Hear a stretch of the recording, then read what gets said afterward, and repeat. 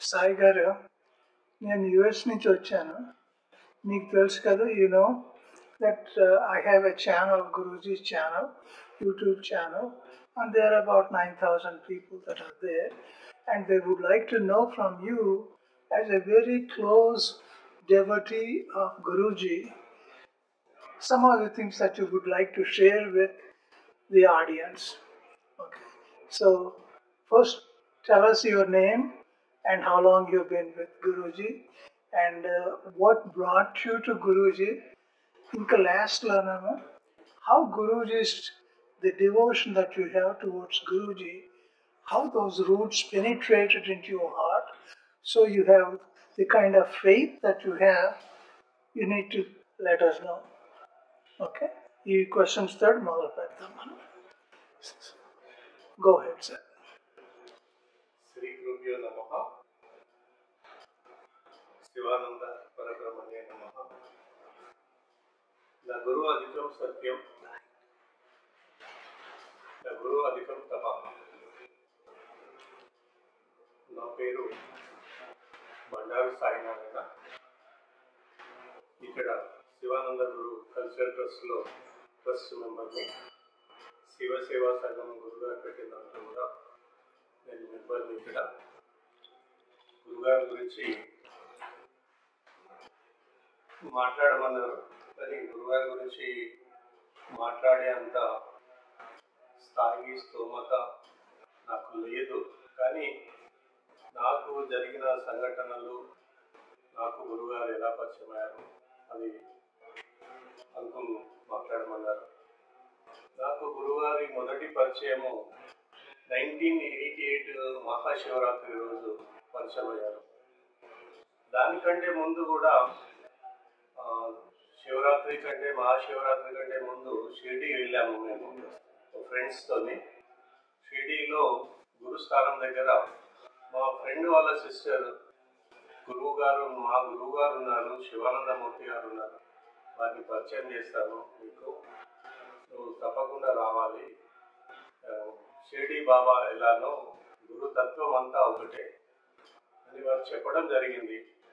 అయితే అప్పుడు నాకు 1988 అంటే జస్ట్ 24 years. ఆ ఏజ్లో మనం ఏదన్నా కావాలని కోరుకుంటే, ఏదైనా వస్తువు మీద ఇష్టపడితే ఆ వస్తువుని మళ్ళీ ఆ వస్తువు రూపంలో ఇంకొక వస్తువు పెట్టడం చాలా ఇష్టం లేకపోయేది. బాబా ఉన్న తర్వాత నాకు గురువు గారు ఎందుకు, నాకు శివానందమూర్తి గారు ఎందుకు, నేను రాను అని పట్టుబట్టాను మా ఫ్రెండ్ వాళ్ళ సిస్టర్తో. అలా కాదు, నీకు తెలియదు, నీకు ఇప్పుడు ఏం తెలియదు, నేను చెప్తున్నాను రా అన్నాను. అంటే నాకు ఎందుకు, మరి నాకు ఉన్నారు కదా, గురువు ఉన్నారు కదా, బాబా ఉన్నారు కదా అంటే, లేదు ఒక్కసారి రా, ఒక్కసారి గురుగారి పరిచయం చేస్తారు, దాని తర్వాత నీ ఇష్టం అన్నారు. సరే ఈయన ఇంత ఫోర్స్ చేస్తుంది కదా అని 88 శివరాత్రి మహాశివరాత్రి రోజు గురుగారి దగ్గరికి కారణాలకు వెళ్ళాను. వెళ్ళిన తర్వాత ఆ టైంలో నాకు అసలు 24 years ఏజ్లో అసలు గురువు యొక్క ప్రాముఖ్యత ఏంది, గురువు ఎందుకు ఉండాలి, గురువు వల్ల మనకి కలిగే లాభం ఏంటి, అదంతా ఏం తెలియదు నాకు. జస్ట్ బాబా నమ్మకం అంతే, బాబా భక్తుని కాబట్టి బాబాని నమ్మాను అంతే. అయితే ఆ క్షణంలో నాతో ఇంకో 2 మిత్రులు వచ్చారు గురుగారి దగ్గరికి. ఆ లైన్లో తీర్థం తీసుకుంటున్నారు. దాదాపు 1500 నుంచి 2000 మంది తీర్థం తీసుకున్నారు ఆ రోజు. ఆ లైన్లో అక్కడ గురుగారు తీర్థం తీసుకునేటప్పుడు కొన్ని క్షణాలే టైం ఇచ్చేది గురుగారు, ఎందుకంటే అంతమందికి తీర్థం ఇవ్వాలి కాబట్టి. అయితే మేమేం చేసామంటే లైన్లో నిలబడ్డ తర్వాత మరి గురుగారితో 2 వాక్యాలు మాట్లాడాలని మా ఫ్రెండ్స్, మరి మన ఇంకా ఇంకోళ్ళు ఉంటే, తీర్థం తీసుకునే వాళ్ళు ఉండేది ఉంటే మనకి ఎక్కువ టైం ఇయ్యరేమోనని మన ఇంకా వచ్చిన భక్తులు మళ్ళీ ముందుకి పంపించి మేము మళ్ళీ వెనకకి వెళ్ళేది. అలా దాదాపు ఒక 10 మందిని ముందుకు పంపించేసి లాస్ట్ తీర్థం మేమే తీసుకున్నాం. అప్పుడు గురుగారు ఇట్లా వరంగల్ నుంచి వచ్చారని మా ఫ్రెండ్ వాళ్ళ సిస్టర్ గురుగారికి పరిచయం చేసింది. ఈ సాయి, సీను, గణపతి వరంగల్ నుంచి వచ్చారు, మీ దర్శనం వరకు వచ్చారు. వాళ్ళు అంతకుముందు వాళ్ళకి గురువు గురించి అంతా తెలుసు. వాళ్ళు చిట్టి రాసేసారు మా ఫ్రెండ్స్, మమ్మల్ని శిష్యులుగా స్వీకరించండి, మాకు మంత్రోపదేశం చేయండి అన్నారు. నాకు అసలు శిష్యులు అంటే ఏందో తెలియదు, మంత్రోపదేశం అంటే ఏందో తెలియదు, గురువు అంటే ఏందో తెలియదు. ఆ గురువారు ఏమన్నారంటే, మీ గురువు మీ ముందే ఉన్నారు,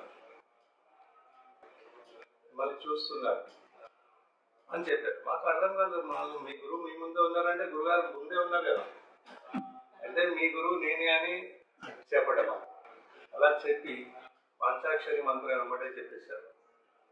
మహాశివరాత్రి రోజు 1988లో అందరికీ ఒకటేసారి చెప్పేశారు. 5 వెళ్ళాము, 5 ఒకటేసారి పంచాక్షరి మంత్రం చెప్పేశారు. అది చేసుకుందాం అనుకున్నాం, తీర్థం తీసుకున్నాం, అంతా అయిపోయింది. వరంగల్కి వచ్చేద్దాం అనుకుంటే ఫ్రెండ్ వాళ్ళ సిస్టర్ చాలా పట్టుబట్టింది. ఇంత దూరం వచ్చాను కదా, గురువు గారి పాద పూజ ఉంది సాయంత్రము శంకర్ మఠ్ దగ్గర, రామకృష్ణ శాస్త్రి గారి ఇంట్లో ఉంది, పాద పూజ చూసుకొని వెళ్ళండి, ఇంత దూరం వచ్చిన తర్వాత వెళ్ళిపోతా అంటే ఎట్లా అంటే, అప్పటికి నాకు ఇంకా అయిష్టంగానే ఉంది. లోపల ఇంకా గురువు స్థానంలో మన గురువుగారిని పెట్టాలనే ఆలోచన లేదు. సరే ఇంత అడుగుతుంది కదా అని వెయిట్ చేశారు. వెయిట్ చేసిన తర్వాత వాళ్ళు గురుగారి గురించి మాట్లాడుతున్నారు, అన్ని విషయాలు చెప్తున్నారు కానీ నా చెవులోకి ఏమి ఎక్కడం లేదు, నా మనసులోకి ఏమి ఎక్కడం లేదు. ఎందుకంటే నాకు బాబా అంటే ఇష్టం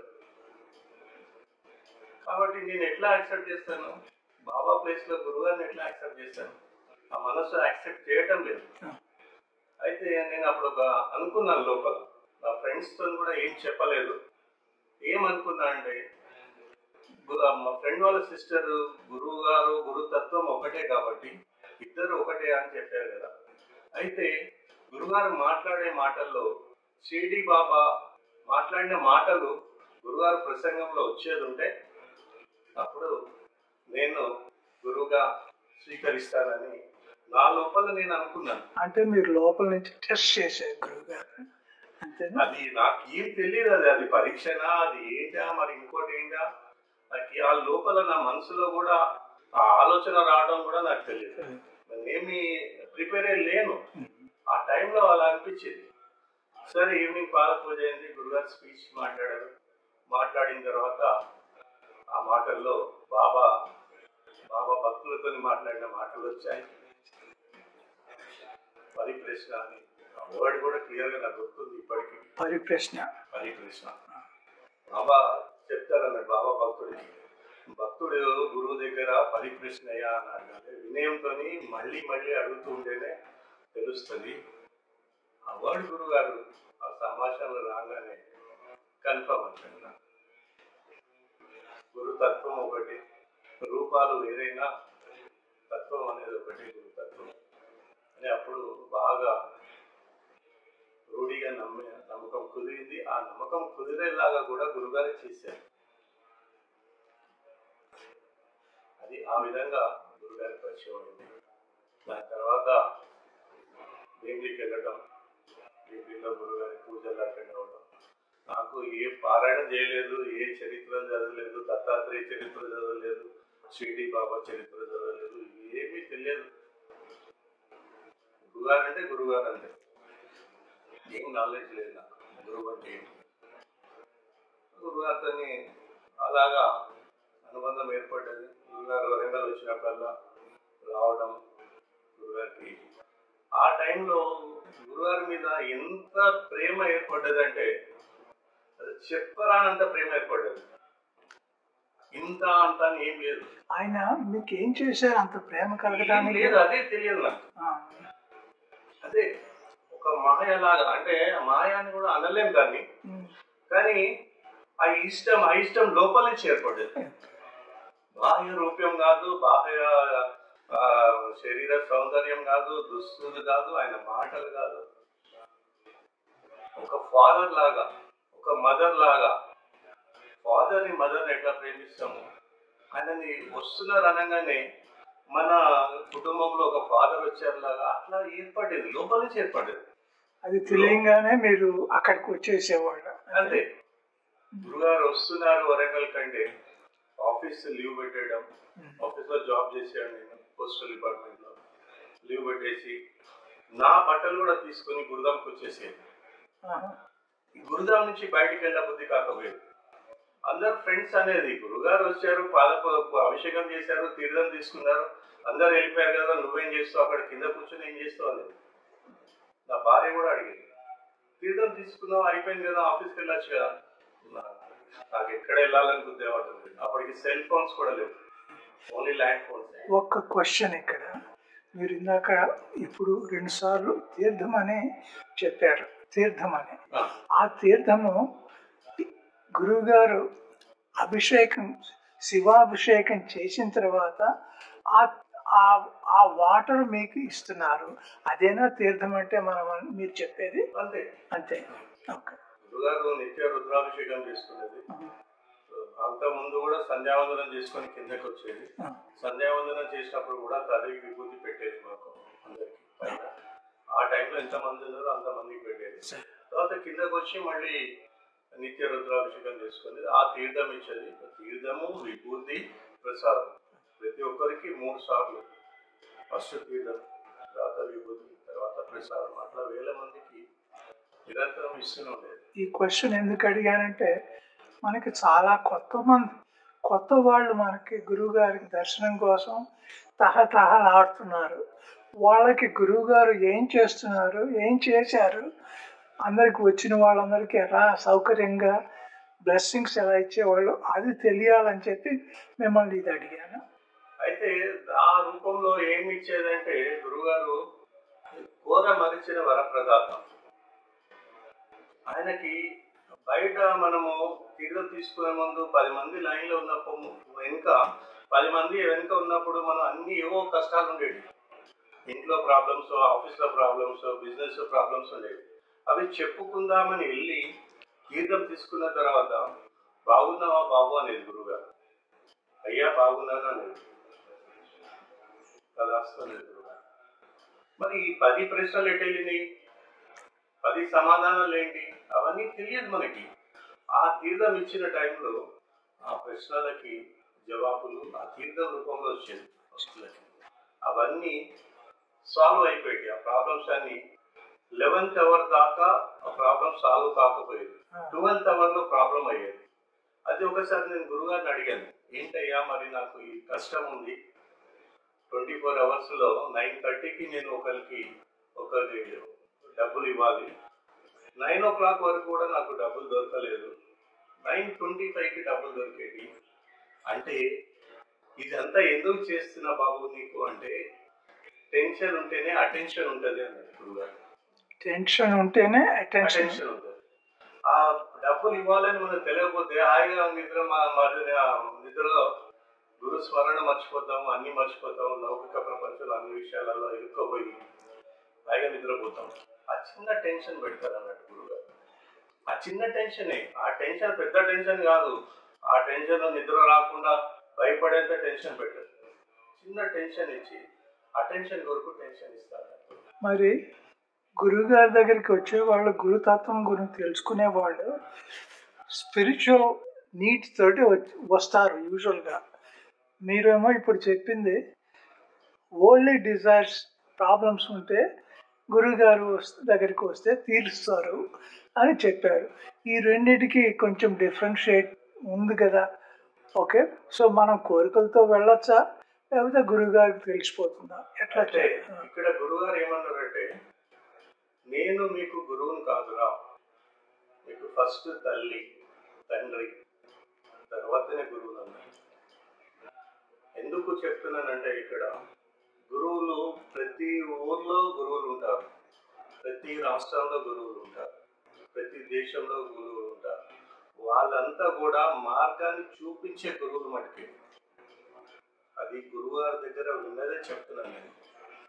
మార్గాన్ని చూపించే గురువు అంటే ఏదైనా ప్రాబ్లం ఉంటే వెళ్తే గురువు దగ్గరికి వెళ్తే 40 రోజులు దీక్ష తీసుకో బాబు, 40 రోజులు ప్రదక్షిణ చేయి, 40 రోజులు అమ్మవారి మంత్రం చదువు అంటాడు ఆ గురువు.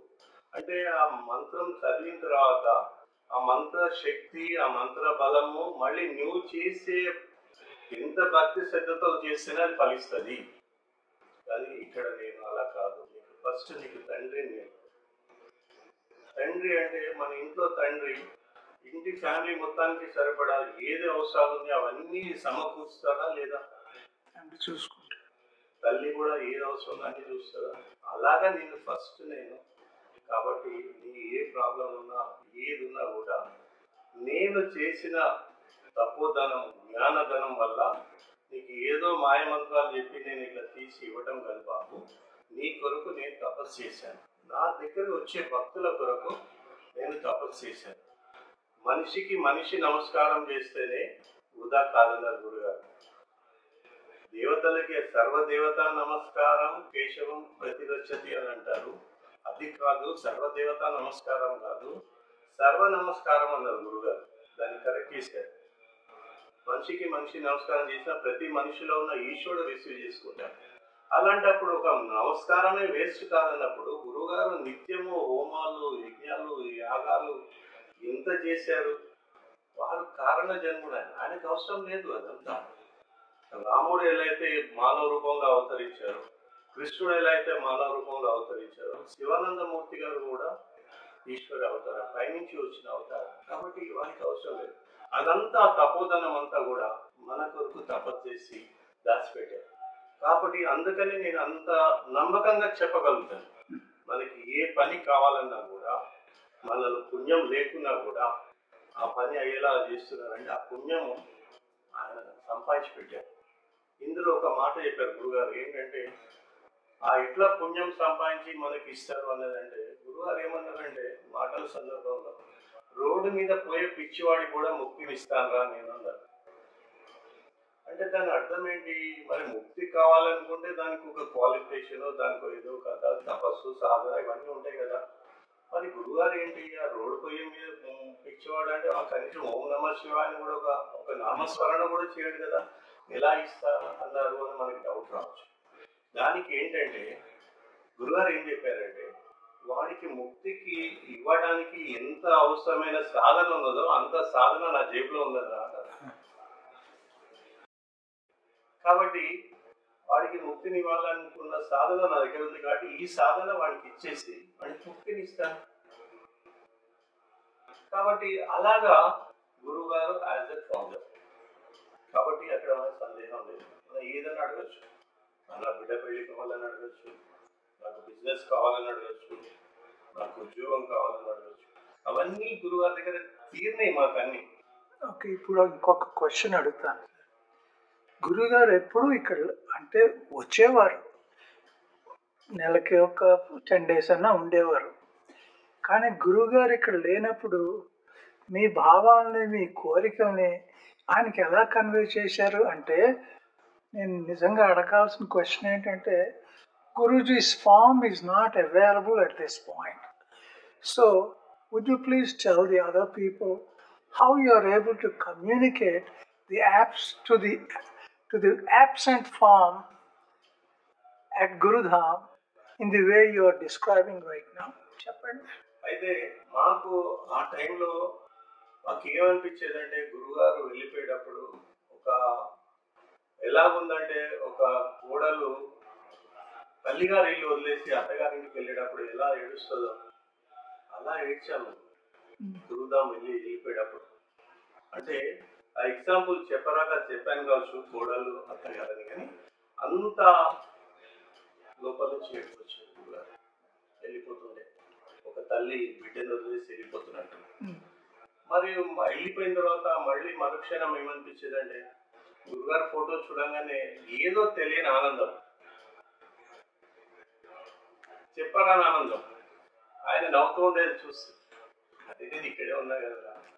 ఆ భావన గురుగారు ఇచ్చారు మాకు, మేము సంపాదించుకున్నది కాదు. తర్వాత ఆ టైంలో ఏదైనా కష్టం వస్తే, అప్పుడు సెల్ ఫోన్స్ లేవు, ల్యాండ్ ఫోన్ ఎక్కడ ఉండి వెళ్ళి చేయాలి, అవన్నీ చేయాలి, అంత టైం ఎక్కడిది. ఫోటోకి దండం పెట్టుకునేది, అయ్యా నాకు ఈ ప్రాబ్లం ఉంది, మా అమ్మకి జ్వరం వచ్చింది అని గురుగారు ఇచ్చిన విభూతి తీసుకొని అమ్మకి తల్లికి అది పొట్టు పెడితే తెల్లారి జ్వరం తక్కువైపోయింది. So you were speaking to the picture and communicating with Guruji, and he listens to that language that you are trying to convey to his real form.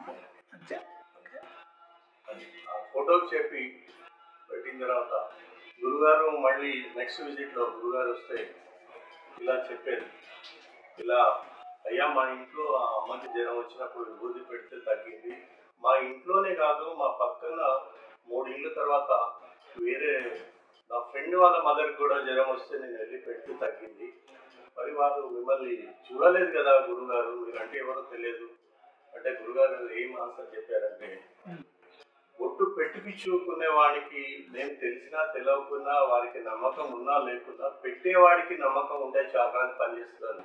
పెట్టే వాళ్ళకు ఉంటే చాలు, అంటే వాళ్ళకి తెలియకర్లేదు, అవసరం లేదు, తెలియని అవసరం లేదు. ఇది గురుగారి విభూతియా, శివుడి విభూతియా, లేకుంటే అమ్మవారి కొట్ట, ఏం అవసరం లేదన్నారు గురుగారు. నువ్వు పెట్టావు కదా, నువ్వు దేని మీద పెట్టావు, ఇది గురుగారి విభూతి, గురుగారి కాబట్టి వారికి కష్టం ఉంది, జ్వరం ఉంది, ఈ జ్వరం తక్కువైపోవాలి, ఆ నమ్మకంతో పెట్టావు కదా, ఆ నమ్మకమే పనిచేసింది అన్నారు గురుగారు. మీరు ఇప్పుడు బొట్టు పెట్టారని ఒక విధంగా చెప్పారు, నాకు అర్థమైంది. కానీ కొంతమంది బొట్టు పెట్టలేకపోయినా వాళ్ళు ఎక్స్ప్రెస్ చేస్తారు, ఆ గురుభావం వాళ్ళలో కలిగింది కాబట్టి వాటితో వాళ్ళకి ఎదురు వాళ్ళకి మాటలతో సంభాషణతోటి చెబుతారు. Is that the same as putting the bottu on the individual that you are communicating? అంతే కదా, భావనలో ఉంటే చాలు, భావన ఉంటే కూడా చాలు. సో వింటే చాలు అంటే చాలు, ఆయనకి నోటి ద్వారా మాట బయటికి రావాల్సిన అవసరం కూడా లేదు. మన భావన ఎక్స్ప్రెషన్, గురుగారు కళ్ళతోనే సైకిల్ చేసేది చాలా మందికి, ఆ సైకిల్తోనే పనులు అయిపోయాయి. గురుగారు ఇలా చూసారంటే ఈ టైంలో ఏం కావాలో తెలిసిపోతుంది ఆటోమేటిక్ గా. అలానే ఆ విశ్వమంతా వ్యాపించిన తత్వం అది. ఆ తర్వాత కొన్ని సందర్భాల్లో గురుగారు, ఇప్పుడు ఇది చెప్పిన ఎగ్జాంపుల్ కి గురుగారి దగ్గర ఆన్సర్ వచ్చింది. గురుగారు ఏమన్నారంటే, నాకు ఫోన్ చేసి చెప్తే తెలిసిన తర్వాతనే ప్రాబ్లం సాల్వ్ అయితే నేనేమి గురువుగా, నా ఫోటోకి చెప్పిన పని అయిపోవాలి, అదే జగద్గురు అంటారు. అదే జగద్గురు అంటే ఓకే. అంటే ఈ సందర్భాలు వచ్చింది కాబట్టి చెప్పాను. గురుగారు తర్వాత ఎలా చెప్పారు అనేది చెప్పాను. దానికి ఒక చిన్న ఎగ్జాంపుల్ కూడా చెప్పారు గురుగారు. మనకి ఏదైనా ప్రాబ్లం ఉంటే వెంకటేశ్వర స్వామి తిరుపతికి వెళ్ళి మనం మొక్కి ప్రాబ్లమ్స్ అక్కడ చెప్పి వస్తామా, లేకుంటే ఇంటి దగ్గర క్యాలెండర్ కి స్వామి నాకు ఈ ప్రాబ్లం ఉంది, ఈ ప్రాబ్లం పోతే నీ దగ్గరకు వచ్చి మొక్కు చెల్లించుకుంటామా అని అంటారు కదా. మరి అక్కడ ఏం పని చేసింది అన్నారు గురుగారు. క్యాలెండర్ చెప్తే ఆ క్యాలెండర్ లో వెంకటేశ్వర స్వామి రిసీవ్ చేసుకుంటే ఈ ప్రాబ్లం సాల్వ్ అయితే మీరు వెళ్ళి మొక్కు తీర్చుకున్నారు అక్కడ. అలానే నా ఫోటో కూడా అంతే, నీ ఫోటో పెట్టినా పని అవుతుంది అన్నారు గురుగారు. అలా కూడా అన్నారు. ఎలా అన్నారు? నీ ఫోటో పెట్టి మొక్కినా కూడా పని అవుతుంది రా బాబు భక్తుడికి అన్నారు. ఇదేంటి గురుగారు ఇలా అన్నారు? అక్కడ ఫోటో ఇంపార్టెంట్ కాదు, భక్తి ఇంపార్టెంట్. ఆ భక్తితో మొక్కినప్పుడు ఈ ఫోటో కాదు రిసీవ్ చేసుకున్నది, ఈ ఫోటో కంటే కూడా మనసులో నుంచి మెదడులోకి వెళ్ళే లోపు ఈశ్వరుడికి వెళ్ళే, మనసు మధ్యలో ఉంటాడు ఈశ్వరుడు, ఆ ఈశ్వరుడికే తెలుస్తుంది. నీ యాక్షన్ చేసే లోపే ఈ పని చెయ్యాలని అనుకొని పని రియాక్ట్ అయ్యి చేసే లోపే ఈశ్వరుడికి చెందుతుంది అన్నారు. అది గురుతత్వం అన్నారు, అది ఈశ్వర తత్వం అన్నారు. And you followed Guruji since 1988 through 2015, and you are continuing to follow him by way of service to the Guruji's family. It is continuing to happen with all the same faith and trust in Guruji. And దాని గురించి ఒక్క నిమిషం for a few minutes గురుగారి miracles ఏదన్నా describe చేయండి. ఏదన్నా గురుగారి miracles describe చేయండి. నాకు చాలా జరిగాయి. ఒకసారి విజయవాడలో, అది 1995 విజయవాడలో ఉన్నాను. బాబు 4 years ఏజ్ ఆడుతూ కబోర్డ్ పై నుంచి కింద పడిపోయాడు. పడిపోయేటప్పుడు కబోర్డ్కి హుక్ ఉంటుంది కదా, ఆ హుక్ మీద పడితే ఆ హుక్కి పుచ్చుకొని హోల్ అయింది దవడ దగ్గర. ఇక్కడి నుంచి అటు హోల్ అయింది. రాత్రి 12 o'clock. ఎక్కడికి వెళ్ళాలో తెలియదు, ఏం తెలియదో తెలియదు. ఆ నియర్ బై ఉన్న హాస్పిటల్ దగ్గరికి వెళ్తే అక్కడ ఎవరు లేరు. ఆ టైంలో 12 o'clock ఎవరు ఉంటారు? ఆ బ్లడ్ వచ్చేస్తున్నది. అక్కడ ఉన్న దాంట్లో మెడికల్ ట్రీట్మెంట్ ఇచ్చాను, ఏదో మెడిసిన్ ఇచ్చారు, తెల్లారి రండి బాబు అని చెప్పారు. అంటే అది పెట్టుకొని వచ్చేసాము. గురుగారిని నమ్ముకొని గురుగారి విభూతి పెట్టాను. తెల్లారేసరికి అది మొత్తం క్లియర్. అదే డాక్టర్ దగ్గరికి వెళ్ళాల్సిన అవసరం పడలేదు. ఇలా చూస్తే ఆ స్కిన్ అంతా జాయింట్ అయిపోయింది. తర్వాత ఒకసారి ఇంకో సంఘటన ఏంటంటే, మా భార్య వంట చేస్తూ ఉంటే ఆ చీర కొంగు తనకి తెలియకుండా అంటుకుంది స్టవ్ మీద. అంతా వంట అయిపోయింది. అంతా అయిపోయిన తర్వాత భోజనం చేసిన తర్వాత చూస్తే కొంగు ఖాళీ ఉంది. అది ఎప్పుడు కాలిందో తెలియదు, ఎప్పుడు ఆరిపోయిందో తెలియదు. అట్లా జరిగింది. ఒకసారి రాత్రి పాలు కాసి తోడి పెడదామని స్టవ్ మీద పాలు కాసి ఆ స్టవ్ మర్చిపోయి వచ్చింది. బంద్ చేయలేదు, తోడి పెట్టలేదు. రాత్రంతా గ్యాస్ మరుగుతూనే ఉన్నది. ఆ గిన్నె మాడిపోవాలి, గిన్నె బ్లాస్ట్ కావాలి, ఇంకా ఏదైనా కావాలి, ఇంకా పక్కది ఏదైనా అంటుకోవాలి, ఇంకా ఏమైనా కావాలి కిచెన్లో. ఆ హీట్కి ఏమీ కాలేదు. తెల్లారి చూస్తే స్టవ్ వెలుగుతూనే ఉంది. అయ్యో రాత్రంతా బంద్ చేయలేదంటే అప్పుడు బంద్ చేసేది. ఆ గ్యాస్ సిలిండర్ మామూలుగా ఎన్ని రోజులు కావాలో అన్ని రోజులు వచ్చింది గ్యాస్ సిలిండర్.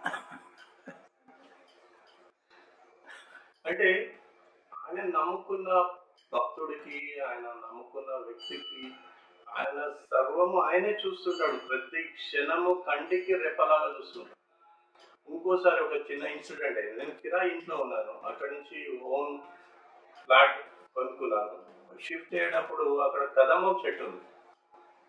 కిరాయి ఇంట్లో కదంబం చెట్టు ఎందుకు వదిలేయాలి, మన గురుధాంలో పెడదామని మా బాబు అప్పుడు ఇంటర్మీడియట్ చదువుతున్నాడు.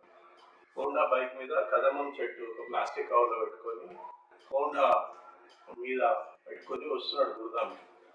మధ్యాహ్నం 12 గంటలకి వస్తుంటే ఆపోజిట్ బస్ వస్తుంది. దాని వెనుక ఇంకొకటి సుమో అని వ్యాన్ ఉంది. ఈయన లెఫ్ట్ సైడ్ వెళ్తున్నాడు, రైట్ సైడ్ లో బస్సు వస్తుంది, దాని వెనుక సుమో ఉంది.